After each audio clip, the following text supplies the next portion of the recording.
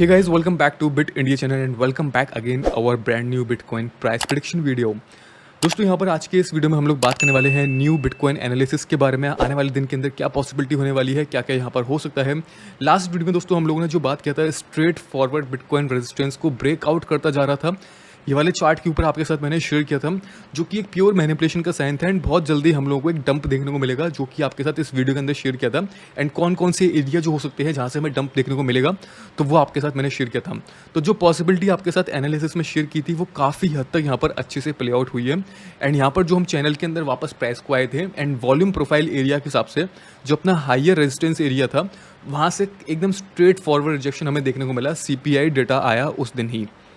तो आपको ये समझ में आ चुका होगा, जब भी प्राइस इस तरीके से स्ट्रेट फॉरवर्ड ऊपर जाते हैं तो वो मैनिपुलेशन का साइन होते हैं एंड बहुत जल्दी हम लोगों को रेजिस्टेंस के पास से या फिर जो भी फेक आउट होते हैं उसके पास से वहाँ से हमें ड्रॉप आउट देखने को मिलेंगे। तो वो बहुत अच्छे से यहाँ पर प्ले आउट हुआ एंड यहाँ पर हो सकता है शायद आप में से कुछ लोगों ने इस मौके को देखकर प्रॉफिट बनाया हो, क्योंकि मैंने तो यहाँ पर दोस्तों इथेरियम के अंदर ज़रूर प्रॉफिट बनाया।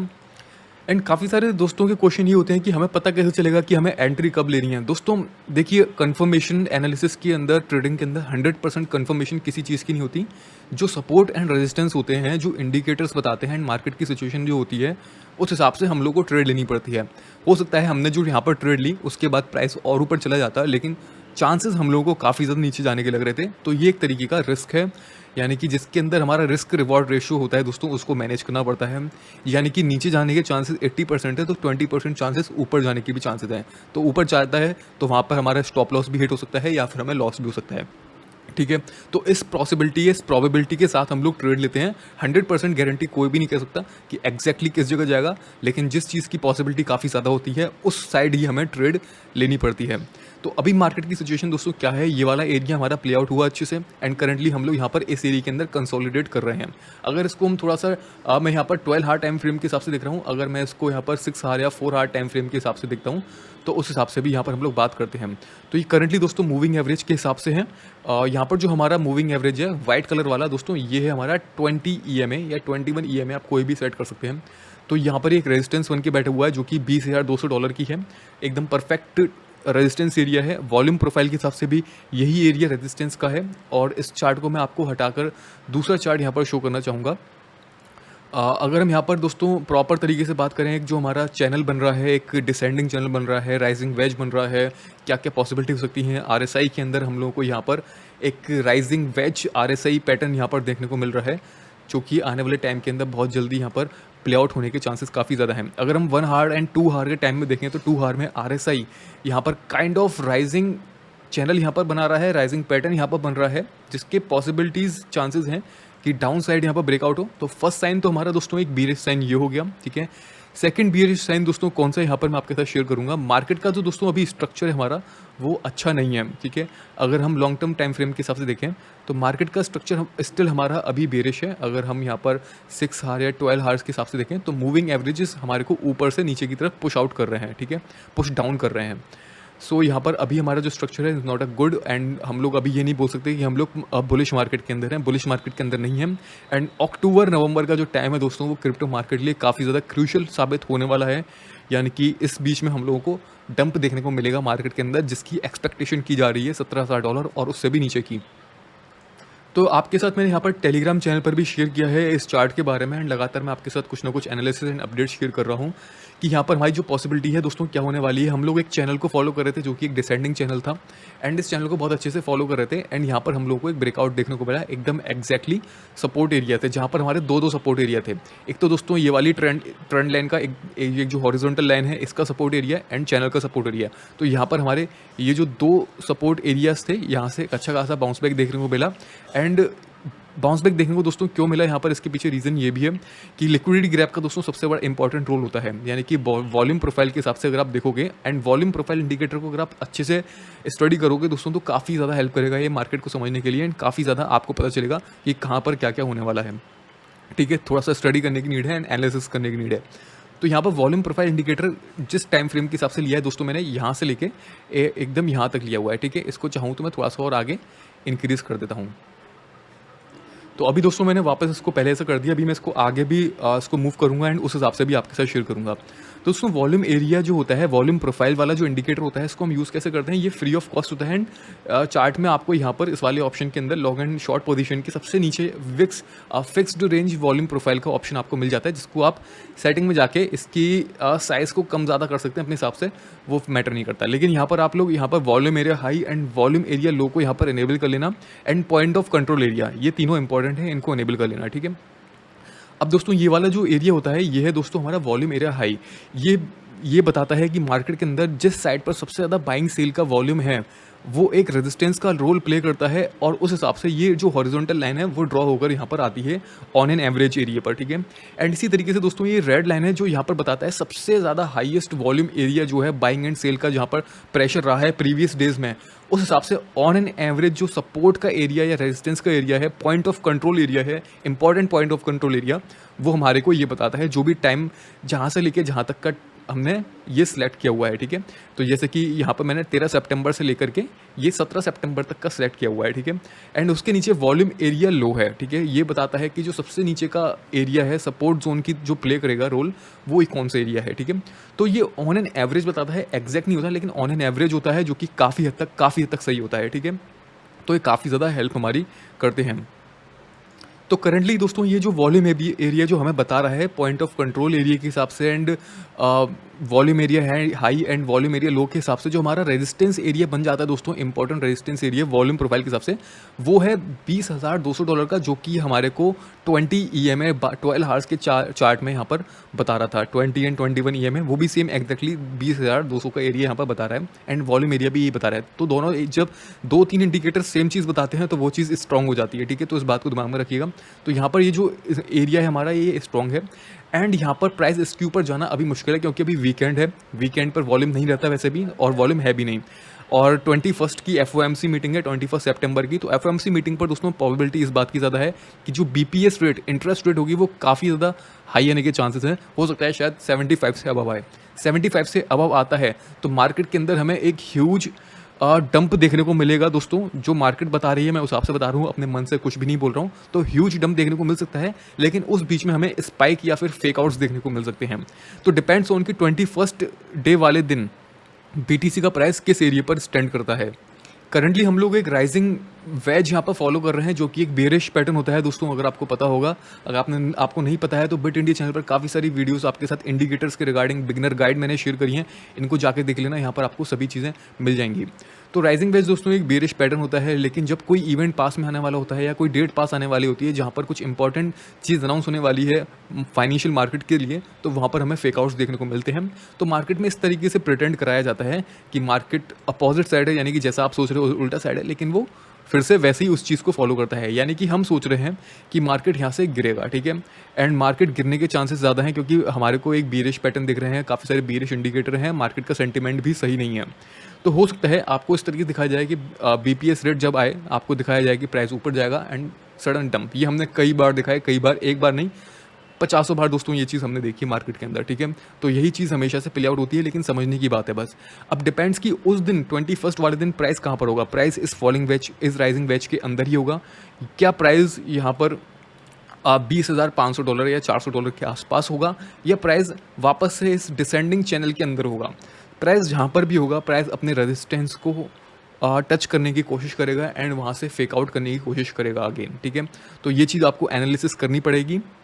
और अगर दोस्तों यहाँ पर मैं अपने इस वॉल्यूम एरिया को प्रॉपर बिल्कुल आगे तक ले लेता हूँ, आज की डेट के हिसाब से मैच कर देता हूँ, तो हम देखते हैं यहाँ पर किस तरीके से हमारे को डिफरेंट जोन बताए जा रहे हैं। तो दोस्तों अभी ये जो था, इससे पहले हम लोग देख रहे थे 15 सितंबर तक का। अभी जो डाटा हमें मिल रहा है वॉल्यूम प्रोफाइल एरिया के हिसाब से, वो थोड़ा सा यहाँ पर चेंज हो गया है, और हाँ यहाँ पर हमें कुछ दूसरी चीज़ें यहाँ पर बताई जा रही हैं। तो करंट सिनेरियो के अंदर हमारा जो पॉइंट ऑफ कंट्रोल एरिया है, जो सबसे ज़्यादा वॉल्यूम वाला फ्लक्चुएटेड एरिया है, वो ऑन एन एवरेज एरिया हमारा $20,100 या $20,110 के आसपास यहाँ पर दिखा रहा है, जहाँ से प्राइस हमें रिजेक्ट होती हुई दिखी बिटकॉइन की, ठीक है। यहाँ से कैंडल हमें रिजेक्ट होती हुई दिखी, वापस से इस चैनल के अंदर आ गई अपने राइजिंग वेज के अंदर।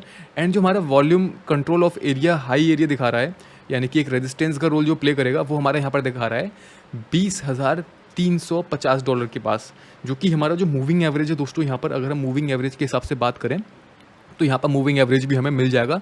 जो कि है यहाँ पर करीब ये 2 मूविंग एवरेज है जो यहाँ पर सपोर्ट का काम प्ले कर रहे हैं, 50 मूविंग एवरेज एंड 50 ईएमए, ठीक है। ये दोनों की दोनों यहाँ पर एक सपोर्ट का रोल प्ले कर रहे हैं, 50 एंड 20 ईएमए, ठीक है। तो यही सेम एरिया है जहाँ पर हमारे को वॉल्यूम एरिया भी बता रहा है, ठीक है।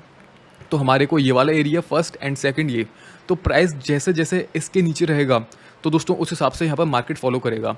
सपोज कि प्राइस यहाँ पर रहता है, अपना जो पॉइंट ऑफ कंट्रोल एरिया है $20,100 के नीचे रहता है, इसके ऊपर नहीं जा पाता, ठीक है। एंड यहाँ पर नीचे रहता है तो पॉसिबिलिटीज़ हमारे को काफ़ी ज़्यादा दिख जाएंगी, हम लोग यहाँ पर वापस से अपने इस स्ट्रक्चर के अंदर आ जाएँ।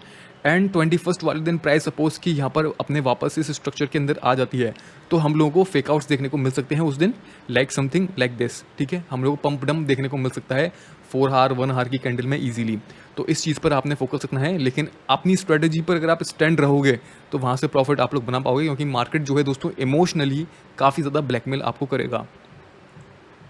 सो गाइस, करंट सिनेरियो के अंदर मेरे लिए जो इंपॉर्टेंट एरिया है दोस्तों वो ये है 20,300 से लेकर $20,500 के बीच में। और इस बीच में अगर मुझे प्राइस दिखता है, स्पाइक दिखती है, तो मैं यहाँ से शॉर्ट लूँगा बिटकॉइन के अंदर, और जो कि मुझे लगता है कि एक सही एरिया है ये शॉर्ट लेने के लिए। और FOMC मीटिंग तक प्राइस सपोज़ कि इसके ऊपर नहीं जा पाती है, प्राइस यहीं पर ही मूव करती रहती है, और ये हो सकता है राइजिंग वेज जो है ये हमारा ये प्ले आउट ना हो और प्राइस इस तरीके से मूव करती रहती है, कंसोलिडेट करती रहती है। तो पॉसिबिलिटीज़ काफ़ी ज़्यादा हैं इस तरीके का हमें एक मूवमेंट प्ले आउट होते हुए देखने को मिले। और BTC का प्राइस वापस से अगर अपने इस चैनल रेंज के अंदर आ जाता है, जो मैंने आपको बताया कि एक फेक आउट एंड उसके बाद डंप, ये चीज़ देखने को मिल सकती है। और FOMC मीटिंग वाले दिन सपोज़ कि प्राइस यहाँ पर अपने $20,400 एंड ये वाला जो एरिया है, ये जो ब्लू लाइन वाला एरिया है, इसके ऊपर स्टे करता है, तो जो नेक्स्ट फेक आउट देखने की दोस्तों पॉसिबिलिटी हो सकती है वो हमारी $21,000 एंड उसके बाद वहाँ पर हमें डंप देखने को मिल सकता है। तो ये 3 पॉसिबिलिटीज़ यहाँ पर मुझे दिखती हैं करंट सिनेरियो के हिसाब से। और 21st डे वाले दिन मुझे पता चलेगा, या ट्यूसडे तक एटलीस्ट पता चल जाएगा कि मार्केट के अंदर क्या क्या पॉसिबिलिटीज़ और अच्छे से क्लियर दिखने लगेंगी कि क्या होने वाला है, ठीक है। तो वो चीज़ मैं आपके साथ टेलीग्राम पर शेयर करूँगा, टेलीग्राम को आप लोग ज्वाइन कर लेना। यहाँ पर USDT डोमिनेंस के बारे में मैंने शेयर किया है, तो उसको भी आप रीड कर सकते हैं, जो कि यहाँ पर हमें एक USDT डोमिनेंस हमें एक बुलिश इंडिकेशन दे रहा है, जो कि ऑल्स के लिए एक बेरिश साइन है। तो इसको आप चेकआउट कर लेना। यहाँ पर प्योर एनालिसिस आपके साथ शेयर किया है और क्लियर चार्ट के साथ एकदम। अब हम दोस्तों यहाँ पर इथेरियम की अगर बात करें तो इथेरियम के अंदर एक क्लियर कट हम लोगों को यहाँ पर एक प्योर बेयरिश साइन देखने को मिल रहा है, जो कि अभी तक का जो स्ट्रॉन्ग सपोर्ट एरिया था उसको यहाँ पर इथेरियम ने ब्रेक करा है एंड रीटेस्ट कर रहा है एट द रेजिस्टेंस। तो इथेरियम का लिए जो दोस्तों इंपॉर्टेंट जोन था दोस्तों वो ये था, यहाँ पर हम देखेंगे एक यहाँ पर सपोर्ट था, ये वाला सपोर्ट था, और इतने टाइम से इसको जो फॉलो कर रहा था इथेरियम, तो ये ब्रेकआउट किया है, ब्रेक डाउन किया है, ठीक है। तो यहाँ पर हमने देखा कि एक head and shoulder kind of multiple head and shoulder यहाँ पर हमें देखने को मिले, ये यहाँ पर this one and this one. तो ये एक बेरिश साइन है जो कि प्राइस को पुश टूवर्ड्स डाउन साइड यहाँ पर कर रहे हैं। एंड अभी इथेरियम के पास कोई रीज़न नहीं दोस्तों यहाँ पर एक बुलिश साइन दिखाने के लिए। रीज़न यहाँ पर दोस्तों जो इथेरियम की हाइप थी by the rumour cell the news वाली, मर्ज कंप्लीट हो चुका है सक्सेसफुली। एंड जब कोई भी इवेंट सक्सेसफुली कंप्लीट हो जाता है तो उसके बाद दोस्तों उसके अंदर कूल डाउन का पीरियड आता है, कूल ऑफ का पीरियड आता है, जो कि इथेरियम के अंदर चल रहा है, जो कि एक नेचुरल थिंग है, ठीक है। एंड यहाँ पर इंपॉर्टेंट चीज़ कि इथेरियम अपने इस प्रीवियस चैनल के अंदर वापस आ गया है, तो हो सकता है कुछ दिन प्राइस यहाँ पर थोड़ा कंसोलिडेट करे इथेरियम की, एंड उसके बाद हम लोगों को डाउन देखने को मिले, या हो सकता है थोड़ा सा स्पाइक भी देखने को मिल जाए $1,500 तक का, एंड फिर डाउन देखने को मिल जाए। लेकिन डाउन आने के चांसेस इथेरियम के काफ़ी ज़्यादा यहाँ पर हो जाते हैं, जो कि अपने इस चैनल को फॉलो करेगा। एंड जो इसका चैनल दोस्तों यहाँ पर बता रहा है वो एटलीस्ट $1,200 यहाँ पर बता रहा है। एंड जो सपोर्ट एरिया बता रहा है दोस्तों ये भी हमारे को 1,300 से लेकर $1,200 के बीच में दिखा रहा है। एंड यहाँ पर आने के प्राइस के चांसेस काफ़ी ज़्यादा हैं, एटलीस्ट 1,300 से लेकर $1,200 के बीच में। एंड इसके बाद भी दोस्तों अगर हम थोड़ा बड़े टाइम फ्रेम के हिसाब से यहाँ पर इथेरियम को देखें, अगर मैं आपको थोड़ा सा बड़े टाइम फ्रेम के हिसाब से यहाँ पर इथेरियम के बारे में दिखाऊं, तो ये हम लोग 2 डे का चार्ट देख रहे हैं। आप 1 डे का भी देख सकते हैं, 2 डे का भी देख सकते हैं, कोई भी दे सकते हैं, ठीक है। ज़्यादा मैं यहाँ पर प्रेफर करूँगा वैसे 3 डे का, जिससे कि और अच्छे से समझ में आएगा। तो हम लोग को एक डबल बॉटम पैटर्न भी यहाँ पर प्ले आउट देखने को मिल सकता है सून, क्योंकि हम लोगों ने देखा यहाँ पर प्राइस कुछ इस तरीके से आई, यहाँ पर एक डब्लू पैटर्न कुछ इस तरीके से हम लोग को फॉल होते देखने को मिल सकता है, ठीक है। और जब इथेरियम की प्राइस दोस्तों $1,000 के पास यहाँ पर आएगा, ये एक बहुत अच्छा टाइम होगा इथेरियम को परचेज करने का मेरे हिसाब से। एंड अगर आप लोगों को प्राइस फ्यूचर में कभी भी इथेरियम का $1000 या फिर $1000 से लेकर $800 के बीच में कभी भी दिखता है ना, तो आंख बंद करके इथेरियम को उठा लेना दोस्तों। आने वाले टाइम के अंदर बहुत ही तगड़ा प्रॉफिट इथेरियम सभी लोगों को देगा, ठीक है। तो 2-3 पार्ट्स में आप लोग इसको पिक कर लेना। वैसे $1000 पे भी कर लोगे एवरेज तो अभी कोई प्रॉब्लम की बात नहीं है। इथेरियम फ्यूचर के हिसाब से दोस्तों आउट परफॉर्म कर सकता है बिटकॉइन को आने वाले 3-4 साल में। पॉसिबिलिटी है दोस्तों, क्योंकि इथेरियम का इकोसिस्टम काफ़ी बड़ा है, यूटिलिटी काफ़ी तगड़ी है और मर्ज के बाद इथेरियम के अंदर काफ़ी ज़्यादा सुधार हुए हैं। एंड 2023 में इथेरियम का शार्डिंग इवेंट आएगा, जो कि अभी के बाद सबसे बड़ा इवेंट इथेरियम का वही रहने वाला है, जिसके अंदर इथेरियम की जो ट्रांजेक्शन स्पीड है बहुत ही ज़्यादा इंक्रीज हो जाएगी एंड उसकी जो फीस है बहुत ज़्यादा डिक्रीज़ हो जाएगी। तो दोनों चीज़ें जो कि इकोसिस्टम के लिए बहुत ही ज़्यादा वैल्यूएबल रहेंगी, बहुत ही ज़्यादा हाइप वाली रहेंगी, जो कि इथेरियम की प्राइस को 5 से लेकर मैं कहता हूँ मतलब 6-7 हज़ार $10,000 ईजिली जा सकता है, ठीक है। तो ये चीज़ आप लोग दिमाग में रखिएगा।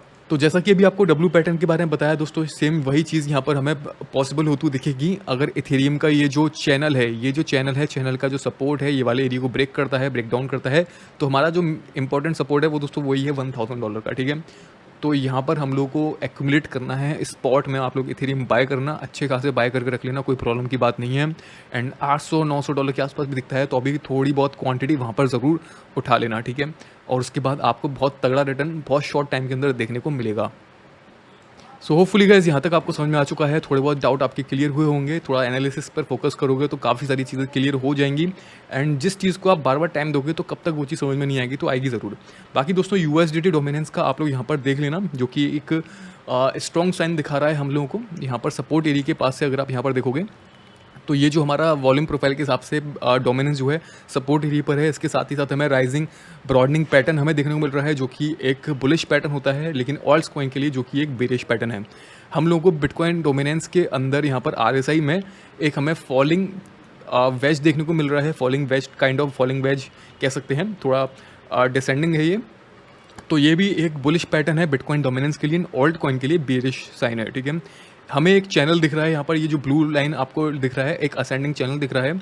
एंड असेंडिंग चैनल के टॉप तक यहाँ तक बिटकॉइन डोमिनेंस जा सकता है एटलीस्ट, जो कि ऑल्ट्स कॉइन के लिए काफ़ी ज़्यादा बेरिश यहाँ पर रहेगा आने वाले दिनों के अंदर। तो सबसे इंपॉर्टेंट चीज़ दोस्तों यहाँ पर FOMC की मीटिंग है।